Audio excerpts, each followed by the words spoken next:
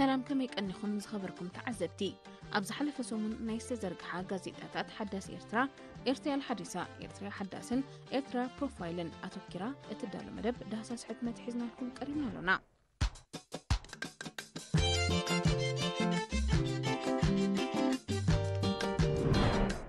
أب غازيت حداث إرترا بروفيسور تادس محاري تلوا زمناو مسارحيتات أب معباله هتانات زرستو اواناوي زعبا قريب لهم قصال مزوتر نايزوم مسارحيتات زياتهم أجهبون أقلبون سليبون والفي سلازت حزو هتانات قصال أتوكرو هيبهم كم منباب مصحف قصر مقمار عيو غزا مسرح وزتا زعمسلو تعقست زحاتو لمولات نطفتات نخكايدو يشجرو مخنياتو هتانات نزوم ستقصو مسارحيتات أب ዝጥቀሙሉ ግዜ ንድርኺ ስራሕ ዝሕግዝን ተሕጓስ ወይ ዕግበት ዘዛይድን ዶፓማይን ዝተባህለ ካብ ሓንጎል ዝምንጩ ነዝዒ ብብዝሒ ስለዝፈሪ ዝያዳ ከዓግቡ ይጅምሩ እሞ ካብ ወጻይ ዕቱብ ኣቃልቦ ሂቦም ካልእ ነገር ክሰርሑ ኣይደልዩን እዚ ከዓ ኣብ ትምህርቶም ይኹን ኣብ ካልእ መዓልታዊ ንጥፈታቶም ከምፅኦ ዝኽእል ኣሉታዊ ሳዕቤን ብቐሊሉ ዝርአ ኣይኮነን ምሕር ምጥቃም ናይዞም ዝተጠቕሱ መሳርሒታት ምስ ሰባት ገጽ ንገጽ እናተረኣኣኻ ዝግበር ዓመታዊ ቋንቋ ወይ gesture language ኣዝዩ ስለዘጉድል ህፃናት ምስ ካልእ ሰብ ክገብርዎ ዝግብኦም ማሕበራዊ ምውሳእ ኣዝዩ ይደረት እዚ ከዓ ኣብ መንጎ ሰባት ክህሉ ዝግብኦ ተደናጋፅነትን ምባሃልን ጨሪሹ ከም ዝንኪ ይገብር በዚ ምክንያት እዚ ከዓ እዞም ህፃናት ጨካናት ርህራሄ ዘይብሎም ንዓይ ይጣዕመኒ ጥራይ ዝብል ስምዒት ዝሓድሮም ብዛዕባ ካልእ ሰብ ዘይግድሶም ክኾኑ ይኽእሉ ህፃናት ነዞም ዝተጠቕሱ መሳርሒታት መዓልቲ ንነዊሕ ሰዓታት ምዝጥቀሙሎም ካብኣቶም ዝምንጩ ኣዝዩ ድሙቕ ብርሃንን ኣብቲ መስርሕ ብዝካየድ ቅልጡፍ ንጥፈታትን ካብ ሓደ መተግበሪ ወይ ጌም ናብቲ ሓደ ብምልዋጥ ሓንጎል ብልዑል መጠን ተነቃቂሑ ኣብ ህፃናት ዓቕሊ ፅበት ክፈጥረሎም ይጅምር ከም ሳዕቤኑ መብዛሕትኦም ህፃናት ብሕርቃንን ነድርን ምዕልባጥ ይጅምሩ ንኽረግኡ ከዓ ግዜ ይወስደሎም ይርከቦ ኣብ ዓምዲ ጥዕና ጎዳእነት ፀቢብ ክዳን ምልባስ ንጥዕና ተዳሲሱ ቀጠዋ ቢሉ ዝሕዝ ኣዝዩ ፀቢብ ክዳን ምውዳይ ንዝተፈላለዩ ጥዕናዊ ፀገማት ከቃልዕ ይኽእል እዩ እንተላይ ንፀገም ምሕቃቕ ምግቢ ኣብ ደቂ ኣንስትዮ ረኽሲ ርሕምን ከባቢኡን ከምኡውን ምጭብባጥ መትኒ ብተደጋጋሚ ፀቢብ ክዳን ምውዳይ ካብን ናብን ክፍለ ኣካላት ንዝካየድ ዋሕዚ ደም ስለዝዓግቶ ኣብ ዝበኣሰ ጥዕናዊ ፀገም ከውድቐካ ይኽእል ሳሕቲ እቲ ወድዮ ፀቢብ ክዳን ግና ኣብ ጥዕና ከወርዶ ዝኽእል ጥዕናዊ ፀገማት ዝጥቀስ ክኸውን ኣይክእልን እዩ ይኹን እምበር ኣብ እትለብሶ ዓቐንን ዓይነትን ክዳን ግቡእ ቆላሕታ ካብ ምግባር ክትዝንግዕ የብልካን ምቹእነት ዘይፈጥረልካ ቃንዛ ዝገብረልካ ክሳብ ምስትንፋስ ዝኸልኣካን ዓቕልኻ ዘፅበልካን ክዳን ካብ ምውዳይ ክትቆጠብ ኣለካ ኣብ ዘለናዮ ግዜ መንእሰይ ምስ ቅርፂ ኣካላቱ ለጊቡ ዝኸይድ ፀቢብ ክዳን ብልምዲ ናተይሉ ተተሓሒዝዎ ይዝርከብ ኣብዚ ዘለናዮ ግዜ መንእሰይ ምስ ቅርፂ ኣካላቱ ለጊቡ ዝኸይድ ፀቢብ ምኽዳን ብልምዲ ናተይሉ ተተሓሒዝዎ እዩ ዝርከብ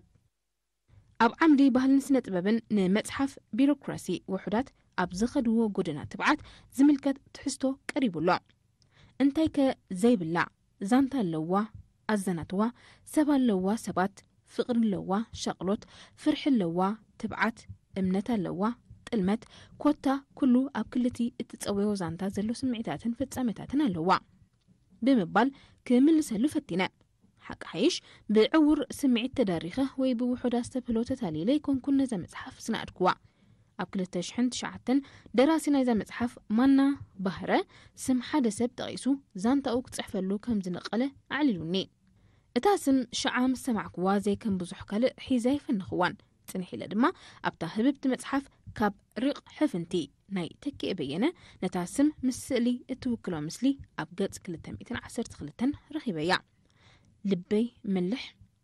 እዝዲታ ትጅግና በልኩ ምልኩዕ ወዲዩ ድሓር ኣብ ዘንበብክዎ ዛንቱ ምልኩዕ ሓጋዚ ስለያዊ ስርሑ ምንባሩ ተሰዊጡኒ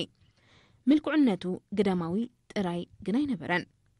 ሕልፊ ሕውስ ምጩ ማራኺ ሰላቢ ኣዘራርባን ኣቀራርባን ከም ዝነበሮ ከተሸገርካ ካብ ዛንትኡ ተኣርዮም ኣብ ዓለም በቃኝ በዓቲ ናይ ኢትዮጵያ ተኣሲሮም ዝነበሩ ሓፋሽ ውድባት ድሕሪ ናጽነት ማሕበር ገይሮምሲ ኣብ 2009 መደብ ምዝንጋዕ ብምስራዕ ኣብ ፍልፍል ሰለሙና ኣው ዓልዎ ተጠቒሱሎ ኣብ ዓምዲ ሸባብ ንኡስ ዓምዲ ሓሳባት ኤርትራ ንኤርትራውያን ንኤርትራ ዘርእስቱ ዛዕባ ቀሪቡ حربنيا أبونا ولد أب ولد مريم أبتا أب حموشت مسكرم شحن شعات 250 ناب غازيتا حنتي إرترا زصحفوه معدون من أسياد دق إرترا اتبل وريتي عنقتهم ناي كالوتن نخالوتن أيتخنو إلهم نيروم إرتراوان بزيكا نإرترا نخال أيتلأخو توكلتخمن تحتاتنتكمن نإرترا ترايخون مالتهم يوم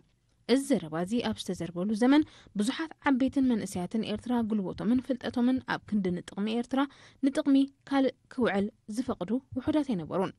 أبوي ولد أب نتزنبرة تعزب وعلم مسحادرو اليوم ناي كالوتن نخالوتن يتخنو زبلو إرترا نإرتراوان نبر ناي كال كم زيت كون محتم دم زتنبرلو عرف قدايو إرتراوان نإرترا كم زخنون أب تاريخ دقاقيموم أمسكيروم يوم أب عمدي مزاني نفسخا مقمقم دالاتات تنبر كاب هالخا تقصتات حقوس يتنحنا أب عمدي كاب قصات محبرو ميديا بمنتهي إخا التري مزنا ألبوئكم تمدو حد شايكونن بلتقنا تتحل زلا مركب زبلو زعباتات قريبا مالو نتا أب محبرو ميديا ببزحي كتقاوح زقنيت جوبا كنبلكم إجابيا كم كاب ودب أزيار حقا زلا مأزنا زتفقت مركب مسيلا غالبو كبابينا مالت بشاقلوت سحيبات ركب بلتقنا نهزباوي بعلات كم مقوسا قوسي دقاف نممرقتا حاسبي كم مزحال وشت أو تقاومو كتكملو تدفدف سلزبالة منكوب جنرالاتو تروراتات انت وسخلو بوتهادرات نسلطنالونا دقسات انت تعاقة ببروباغاندا انتار إرترا معالتاوي إذن سب انت آدم قرى تربات سرعاتون شاقلوت كبابينان كعقس أي كلنيو حيال كمثل عب زبلو بتي أبونا تماريخو نحنا تدقيمنا زبل دمتي أما ايت مروخات وتحدراتو تقالعو جهرأو أمسيحو زي درر كوينوو تسنابيدو الله أب اتتحل مركب كوينو كساب مود أتاكت أن حزل اللساب كم زيلا بلتقنا نزا زنا وتأزلو مركب عدحينو أب مارسا سلام كأتوايو زبل تسفا زلو إتبعوه دارقا يلان سلازوخانة نمثلون ندحنة هاجرون قالسو يحيلالو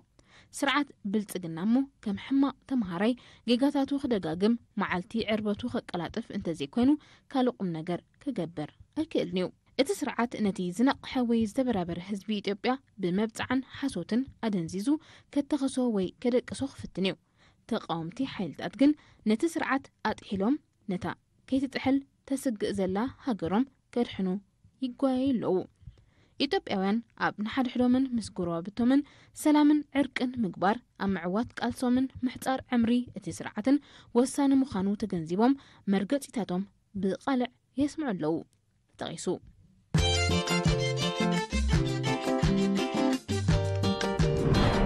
حلافة جنفر تمرتين وزبادو دنكالي ممهر عبد القادر ريدو نحاف الشاغنتات ممهرن مستمهرن اتانو الزبا بسفيحو زهابو مبرهن ركب أب عمدي ملحق الأدب والفنون كالأي كفال اتي كالقدلي تحستو ليلا مس قديم سنة بباوي تقرالي ميكيل ود فراداي كريبو أب عمدي علمو زعباء أم محبراوي من رخبيتات مودات أو زي فلت وتهدراو سرحيت أم قدصار ناركوتكس بزملكت أب منغو أمريكان فنزويلان زنبرا دلدل ركبات كبالاسو جمرة حج زي كونس أب مودات شحن شعات 209 أب تاجر زركبا كوباناتات مفرة نداري بمنغستي كهجرة مش جمران فنزويلا أبال أوبك مالت محبر لأختي نداري كوينا بوليسيتات مشتة نداري كتكير مش جمرة كم زخنا يفلت أبز أوان أب منغو كريتين حقرات النحية لزخيد زلو وتهدرا وطرسات أب مشتة أول لفتيك أمامات ترايزة تكورة خمزي كونه كلتي وغنات كهبو كابز أنحو مقلتيسات مرداي كال فنزويلا اتي وطري كاب بحري حليفونا مدريك لحم كم زخل أب قمت بمئتاو أستات 1 مليون ملشة أب تدالو سريعة كم زلاي فلت أمريكاون ببحر نفرتن ترايزي كونس انتلاي أبوشت مريت فنزويلا مستيراو سرحيتات ككايد عزيزة لا بريزيدنت أمريكا دونالد ترامب بقهدي ماوس أب وشتي فنزويلا سرحيتات ككايد تأزاز كمزهبة بعلو أفليت اللو يركبو أب عمدي محبراو عبيت نبهل نباب زملكت تحسو يتنحنا من باب مقبي أمرو تبهلو زتقوى علمديو من باب زلوه كل مدايو تغمي أب بزحو أقات أميتات تزريبولون تزحفولونيو كم هناتي لمدي أب حبرة سب سريتو كله زيغا بزقباء كساب زتقبرو قطالي أستمروتاتن غوسغوساتن مكياد أقداسي يخون ባህሊ ንባብ ንምዕባይን ንምخስኳስን በብዓውዱ ተጻሒፉ ናብ ኣንባቢ ዝቐርብ መጽሓፍቲ ምህላውን ወሳኒ እዩ መጽሓፍቲ በብዓውዱ ተሓቲሞም ኣብ ዝርግሕሉ እዋን ኣንባቢ ኣማራጭታቱ ብምግምጋም መምስ ዓውዱ ዝኸይድ ጽሑፋት ከንብብ ዕድል ይረክብ እቶም ጽሑፋት ዘካትትዎ ሓሳባት ኣብ ሕብረተሰብ ተዘርጊሑ ለውጢ ዘምጽን ንሕብረተሰብ ንቕሓቱ ዘበርኽን ኣብ ምግባር ድማ ተራ ጸሓፍቲ ልዑል ምዃኑ ተጠቒሱ ኣብ ዓምዲ ቀለምሕተት ምስ መራሕ መደብ ናይ የታዊት ጉጅለ ትሌትን ሙዚቃን ዞባጋሽ ባርካ ዝተኻይደ ርክብ ቀሪቡሎ መምራሕ መደብ ጥበብ ዝሓትት ዓብ ሞያ እዩ ካብ ብንእሽቶኻ ምሳኻ ዝፍጠር ንስኻ ዘይትፈልጦ ተውህቦ ረቢዩ ብትግረ እንታይ ዝብል ምስላሎ መስለካ በዓል ኣመል ኣመሉ ኢልሓድግ ወደብር ኣኻኑ እዚ ማለት በዓል ኣመል ኣመሉ ኣይገድፍን ጎቦ ኸዓ ቦታኡ ሓዲጉ ኣይንቀሳቐስን ዝብል እዩ እዚ ስለ ዝኾነ ኣነ ካብ ቆልዓየ ኣብ ማኣዲ ስነ ጥበብ ክሳተፍ ጀሚረ ስምዒት ስለ ዝነበረኒ ኸዓ ናይ ግድን ኣብ ዝለዓለ ክበፅሓሉለኒ ኢለ ስለ ዝሓስብ ዝነበርኩ ተቓሊሰሉ ኣብኡ ድማ ኣለኹ ይርከቦ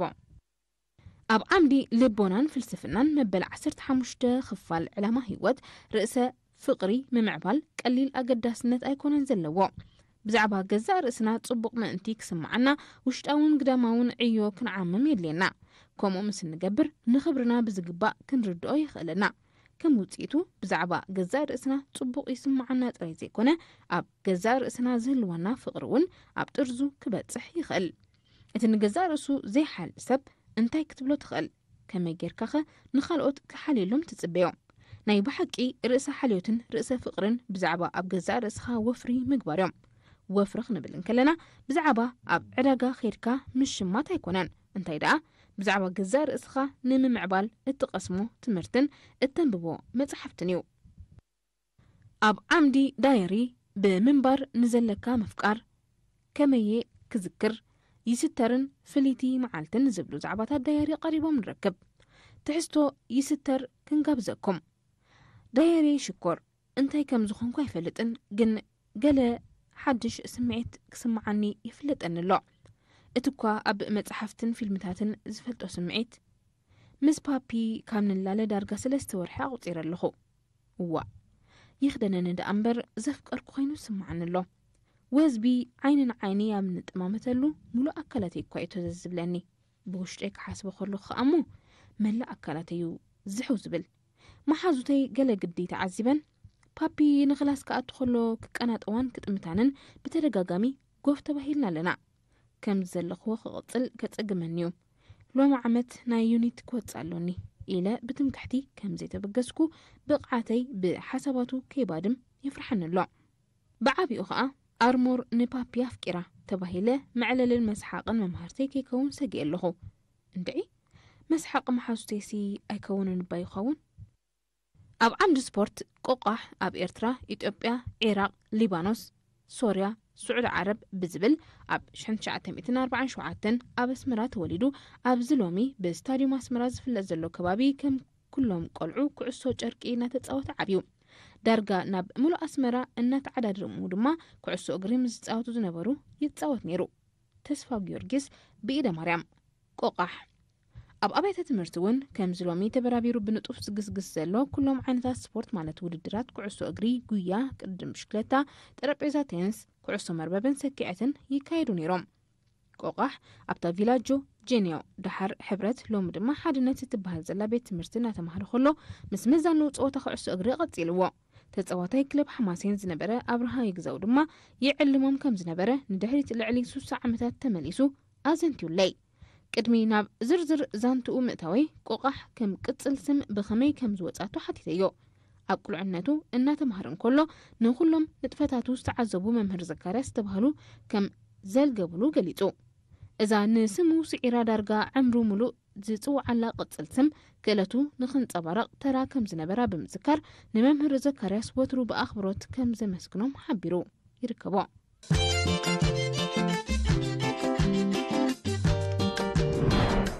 أب عمدي دل أباب قدامي كفال حدش تحستو زانتا قريبا لا ኣብ ዓምዲ ዓማር ኣማሕዳርን ዞባ ሃበሮ ሌተናንት ኮሎኔል ፍትዊ ገብረ መስቀል ንሓፈሻዊ ማዕበለታት እታን ዞባ መልኪቱ ዝሃቦ ሓበሬታ ሰፊሩ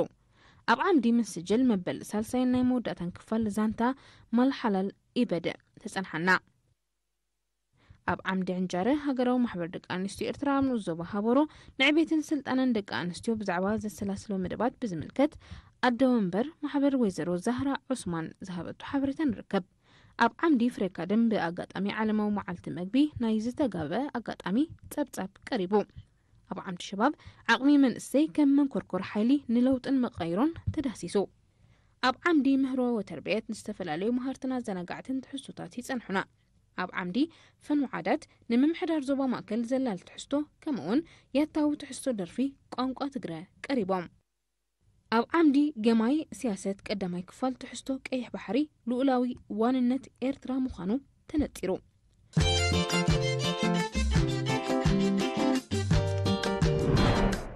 ኣብ ዓምዲ ኦፒንየን ህዝቢ ኤርትራ መንብርኡ ብጻዕሪ ንምቕያር ካብ ግዜ ናብ ግዜ ዘረጋግጹ ዓወታት ብመንጽር ዓለምለኻዊ መለክዕታት ተገሊጹ ኣብ ዓምዲ ስፖትላይት ሓበራዊ ጻዕርን ውሑስ መጻኢ ብኣጋጣሚ ዓለማዊ መዓልቲ ሕማም ዕቡድ ከልቢ ዝተጋብአ ኣጋጣሚ ጸብጻብ ይጽንሓና ኣብ ዓምዲ ካልቸር ኤንድ ኣርትስ ዝተዓቀበ ውርሻ ዝተዓቀበ መንነት ዘርእስቱ ትሕዝቶ ቀሪቡ ኣብ ዓምዲ ዴቨሎፕመንት ንሰሚናር ምምሕያሽ መነባብሮን እቶትን ብተጠቃምነት ኦርጋኒክ ሕርሻዊ ንጥፈት ዝምልከት ጸብጻብ ይጸንሓና ኣብ ዓምዲ Q&A ወከልቲ ውድብ ሕቡራት ሃገራት ኤርትራ እትኽተሎ መርሓ ጎደና ብመግቢ ርእስኻ መቓል ኣመልኪቶም ዝሃብዎ ርእቶ ሰፊሩሎ ኣብ ዓምዲ ቁጠባን ዋኒንን ንሽልማት ኖቨል ኣብ ዓውዲ ስነ ቁጠባ ዝምልከት ትሕዝቶ ንረክብ ኣብ ዓምዲ ሓሳባት መበል 67 ክፋል ሕብረተሰብ ካበይ ናበይ ብኸመይ ኣብ ምጅማር ካልኣይ ውግእ ዓለም ሓይልታት ጀርመንን ኢጣልያን ካብ ኣፍሪቃ ንጥረ ነገርን ሓይሊ ሰብን ንኸይረኽባ ንምዕጋድ ናይ ቃል ኪዳን ሓይልታት ማለት ኣላይድ ፓወርስ ብፍላይ ከዓ እታ ኣብ ግብፂ ሱዳንን ገለ ክፋል ሶማልን ገዛኢት ዝነበረት ብሪጣንያ ብሰሜን ካብ ሱዳን ተበጊሳ ኣብ ኤርትራ ብደቡብ ከዓ ካብ ሶማል ተበጊሳ ኣብ ኢትዮጵያ ንኢጣልያ ገጢማ ስዒራታ ብደቡብ ከዓ ካብ ሶማል ተበጊሳ ኣብ ኢትዮጵያ ንኢጣልያ ገጢማ ሰዓረታ ብድሕሪዚ ብሪጣንያ ኣብ ኤርትራ ግዝያዊ ወታደራዊ ምምሕዳር መስሪታ ኣብቲ ግዜቲ ናይ ብሪጣንያ ሓሳብ ግዛእታ ናብ ኤርትራ ወይ ኢትዮጵያ ምስፍሕፋሕ ዘይኮነስ ምቁፅጻር ፈለግኒልን ምውሓስ ቀጻልነት ግዛኣት ግብፅን ሱዳንን እዩ ዝነበረ በዚ ከዓ ኣብ ሽርሒ ኣሜሪካን ሃፀይ ሃይለ ስላሴን ብምትሕባር ኤርትራ ኣብ ትሕቲ ኢትዮጵያ ክትቁረን ፀይቅተራ ተፃዊታ ኣብዚ ዝተጠቕሰ መድረኽ እዚ ብተዛማዲ ምስ ከባቢና ኤርትራዊ ሃገራዊ ንቕሓት ዝሓሸ እምበር ቅድሚኡ ኣብ ትሕቲ መግዛእቲ ጣልያን ናይ ፖለቲካን ውዳበን እኹል ተመክሮ ስለ ዘይነበረ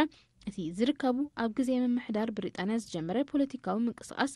ኤርትራውያን ከምቲ ዝድለ ሓይሊ ኣይነበሮን ሽርሒ ብሪጣንያን ስርዓት ሃይለ ስላሴን ተወሲኽዎ ድማ እቲ ምንቅስቓሳ ኣብ ሓድሕዱ ክሰሓሓብ ኣድማዒ ተቃውሞ ኣይገበረን ብውዲት ሕቡራት መንግስታት ኣሜሪካን ደገፍ ብሪጣንያን ከዓ ኤርትራ ፈለማ ኣብ ትሕቲ ስማዊ ፌደሬሽን ምስ ኢትዮጵያ ክትቁረን ተገዲዳ ተጠቂሱ ኣብ ዓምዲ ሸባብ ንኡስ ዓምዲ ምስትመቐር ዛንታ ኣደን ውላደን ካብ መጽሓፍ ነቕፋ ቀሪባ ወዲ ሰብ ንኻብኡ ዝዓቢ ዕላማ እንተተሰሊፉ ሽዑዩ ንሞት ዝስዕራ ንሞት ምስዓር ማለት ከይሞትካ ምስራፍ ዘይኮነስ ምስ ሞት ፊት ንፊት ብምግጣም ኪኖኣ ንዝርከብ ዕላማ ንምብጻሕ ብኣ ክትሓልፍ ምኽኣል ማለት እዩ ብሞት ሓሊፉ ሞት ዝሰዓረ ድማ ንዘለኣለም ኣብ ልቢ ሰብ ይነብር ካብኡ ንዝዓቢ ዕላማ ዝተሰለፈ ሰብ ዓወቱ ኣይግድን እዩ ንዓወቱ ግና ዘይከርክበሉ እውን ይኽእል እዩ ወዲ ሰብ ካብኡ ንዝንእስ ዕላማ እንተተሰሊፉ ግና ኣይኮኑን ደሞት ንህይወት ንባዕላ እውን ክስዕር ኣይክእልን እዩ እቲ ህይወት ዝሰዓረቶ ሰብ ስሙ ኣይኮነን ዶ ኣብ ልቢ ሰብ ኣብ ልሳን ሰብ እውን ክጽወር ኣይክእልን እዩ ሰውራ ኤርትራ እቲ ንሞት ዝሰዓረ ሰውራ እዩ እንብሎ እምበኣር ካብዚ ስነ መጎት ዝተበገሰ ይመስለኒ እዚ ድማ ሰውራ ኤርትራ ካብ ተጋደልቱ ይዓቢ ናብ ዝብል ምጉት ከስግረና ይኽእል ኣብ ዓምዲ ስድራ ቤት ምጽዋርን ምሕረትን ዝመለለዩ ቅዱስ ተግባር ኣብ ትሕቲ ዝብል ነዚ ዝተፈጸመ ሞት ዘስዓበ ሓደጋ መዕለቢ ንምግባር ብክልቲኦም ስድራ ቤታት ዘድሊ ምርድዳእ ምስ ተገብረ ብ4 ጥቅምቲ 2025 ኣብ መንጎዞም ክልተ ስድራ ቤታት ናይ ዕርቂ ስነ ስርዓት ተፈጺሙ ኣብቲ ናይ ዕርቂ ዕለት ፈጻሚ ሓደጋ ኣቶ ተስፉ ፍረዝጊ ቤተሰቡን መቕርቡን ኣምሪሕዩ ኣብ ቅድሚ ስድራ ቤት ነፍስሄር ኣቶ ዮናስ ጸጋይ ቀሪቡ ስነ ስርዓት ዕርቅን ምሕረትን ብመራሕቲ ሃይማኖት ብጸሎት ተጀሚሩ ስድራ ቤት ፈጻሚ ሓደጋ ኸ ደጊሞም በሉ ከም ቆጸረና እነና ተረኺብና ኣሎና ብምባል ቃሎም ብምፍሳስ ምሉእ ምሕረት ክግበረሎምን እቲ ዝውሃቦም ምሕረት ድማ ጽባሕ ንግሆ ናብ መውስቦ ክልቲኡ ስድራ ቤታት ብዝተፈላለየ መንገዲ ዝወስድ ክኸውን ሓደ ብሓደ ድሕሪ መራሕቲ ሃይማኖት ዓበይቲ ዓድን ሽማግለታትን ቃሎም ኣፍሰሱ ይርከቦ ኣብ ትሕዝቶ ካልኣይን ናይ መወዳእታን ክፋል ጽልዋ ተንቀሳቐስቲ ቴሌፎናት ካልእ ዘመናዊ መሳርሒታትን ኣብ ምዕባለ ህጻናት ኣብ ኤርትራ ኣብዚ እዋን እዚ ዝርአ ዘሎ ኣሰካፊ ነገር ከዓ ወለዲ ብሕልፊ ከዓ ኣዴታት ስርሖም ብዘይ ስክፍታ መታን ክሰርሑ ህጻናት ደቆም ማለት ትሕቲ 3 ዓመት ከይተረፉ ክዕገሱሎም ተባሂሉ ዝተፈላለዩ መጻወቲ ቪድዮታትን ጸወታታትን ካብ እንዳ ሙዚቃ ኣብ ቴሌፎናት ኣይፖዳትን ታብሌታትን እናመልኡ ኣብ ዓራታ ደቂሶም ንብዙሕ ሰዓታት ከም ዝርእይዎ ይግበር ኣሎ እዚ ንብዙሕ ሰዓታት ህጻናት ከዘናግዖም ተባሂሉ ዝውሃቦም ዘሎ ቪድዮታት ንግዚኡ ወለዲ ስርሖም ንኽሰርሑ ግዜ ዝህብ እኳ እንተኾነ ኣብቶም ህጻናት ከስዕቦ ዝኽእል ኣእምሮኣዊ ኣካላውን ባህርያውን ሃስያግን ወለዲ ዝርድእዎ ዘለዉ ኣይመስሉን ከም ዝልዕል ኢሉ ዝተገልጸ ከዓ ኣብ ህጻናት ከውርዶ ዝኽእል ኣእምሮኣዊ ኣካላውን ስምዒታውን ሳዕቤናት ኣዝዩ ሃሳዩ እዚ ጥራይ ከኣክል ብኸምዚ ዝተገልጸ ምስ ዘበና ምጽኦ መሳርሒታት ብዙሕ ግዜ ዘጥፍኡ ህጻናት ማንዛዊ ኦቲዝም ማለት ቨርቹዋል ኦቲዝም ናይ ምምዕባል ክእለቶም እናዓበየ ይኸይድ ከም ዘሎ ተመራመርቲ ይገልጹ ስለዚ ወለዲ ነዚ ዝተጠቕሰ ኣገባባት ሓዛ ህጻናት ጉጉይ ምዃኑ ተረዲኦም ካልእ ኣማራጺ ከናድዩ ግዚኡ ዝጠልቦ ህጽጽ ጉዳዩ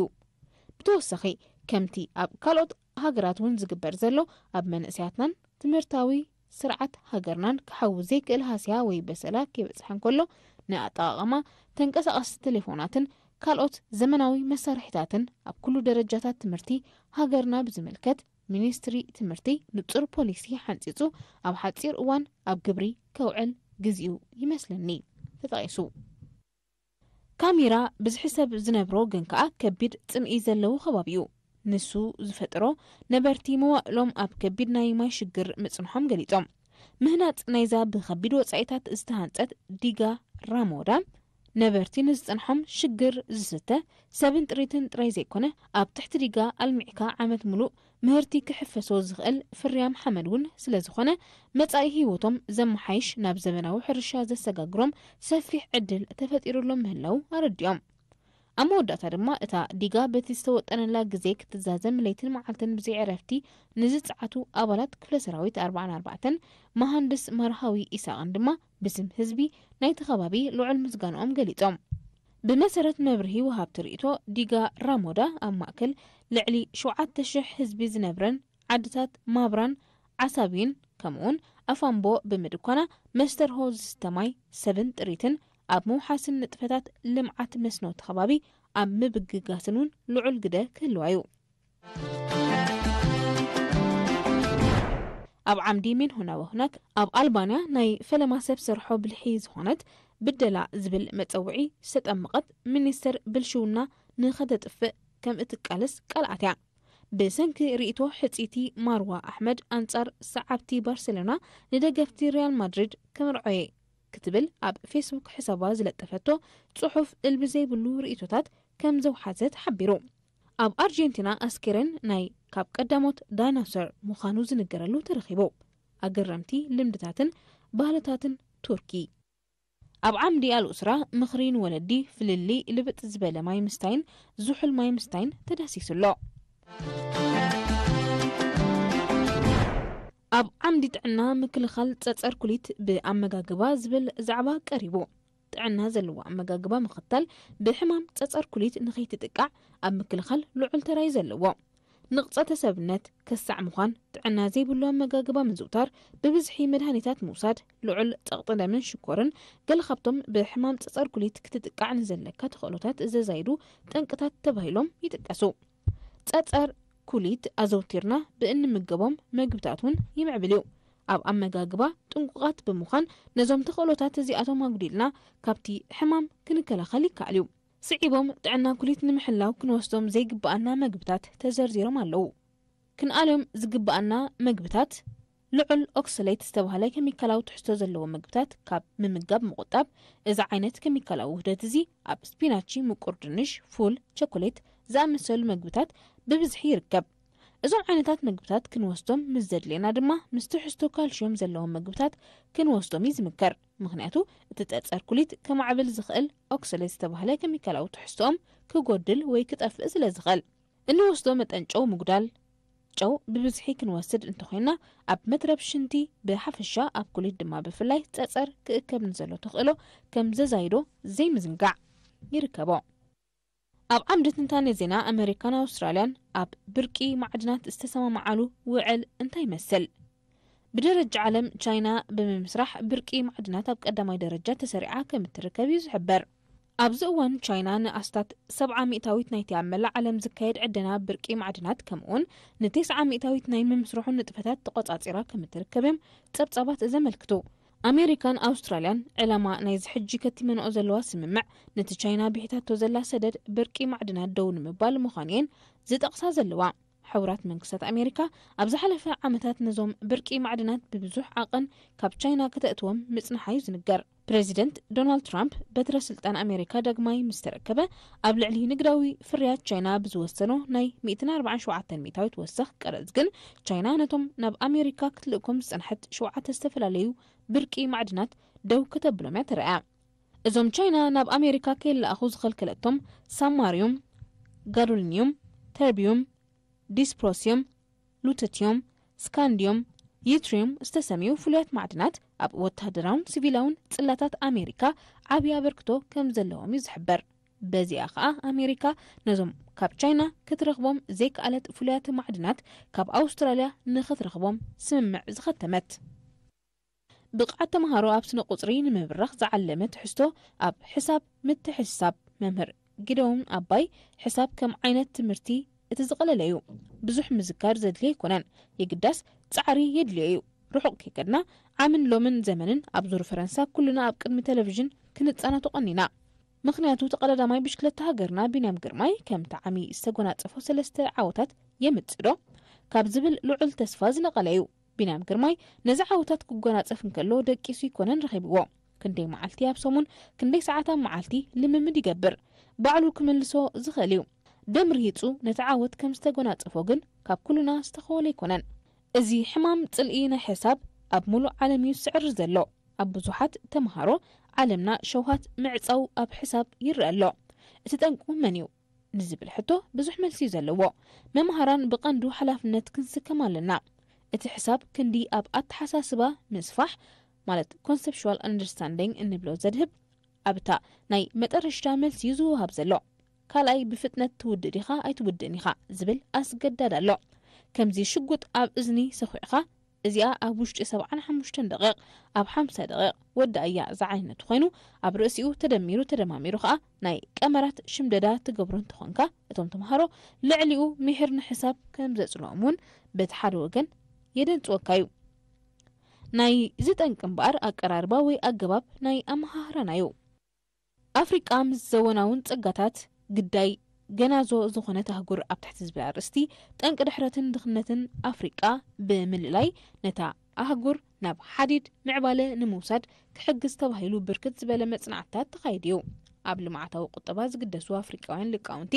ኣብ ኣፍሪቃ ዘሎ ጸገማት ንምውጋድ መታን ክካል ታሪኻዊ፣ ማሕበራዊ፣ ባህላዊ፣ ቁጠባዊ፣ ፖለቲካዊ ኩነታት ናይዚ ኣህጉር መሰረት ዝገበረ መጽናዕትታት ምክያድ ኣገዳሲ ምዃኑ ይምግቱ። ኣብ መጽናዕታዊ ርኽበታት እቶም ምሁራት ነቲ ዝተፈላለየ ኣህጉራት ዘመዝግበኦ ደረጃታት ምዕባለ ንምግላጽ ብርክት ዝበለ ምኽንያታት ኣብ ጽሑፋቶም ኣቐሚጦም ኣለዉ።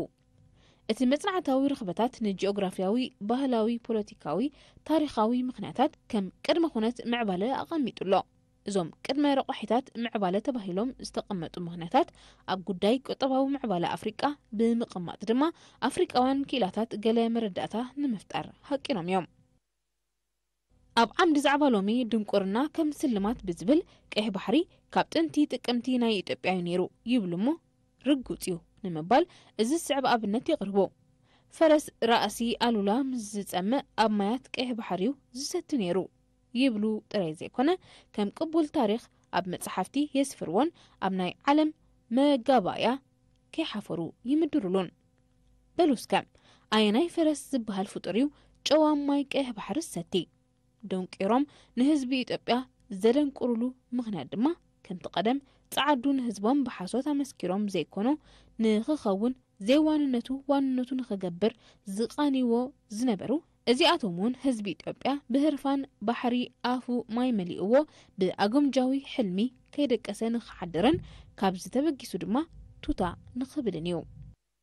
ኣብ ዓምዲ ካብ ዞባታት ኣብ መንእስያ ዘተኮረ ሞያዊ ስልጠናታት በብግዚኡ ዝሰላሰል ዘሎ ንጥፈታት እዩ ከም መቐፀልተናቱ ድማ ሃዋማተአን ዞባ ደቂ ኣምሓረ 119 ደቂ ኣንስትዮ ዝርከብኦም 208 መንእስያት ብሞያ ኣሰልጢኑ ኣመሪቑሎ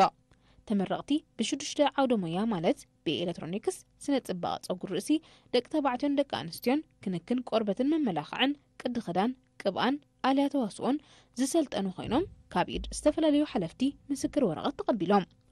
ሰልጠንቲ ካብ 5 ምምሕዳር ከባቢታት ዝመጹ ክኾኑ ከለው ማሕበራዊ ጸገማቶም ተራእዩ ቀዳምነት ዝተዋህቦም ምዃኖም ተፈሊጡ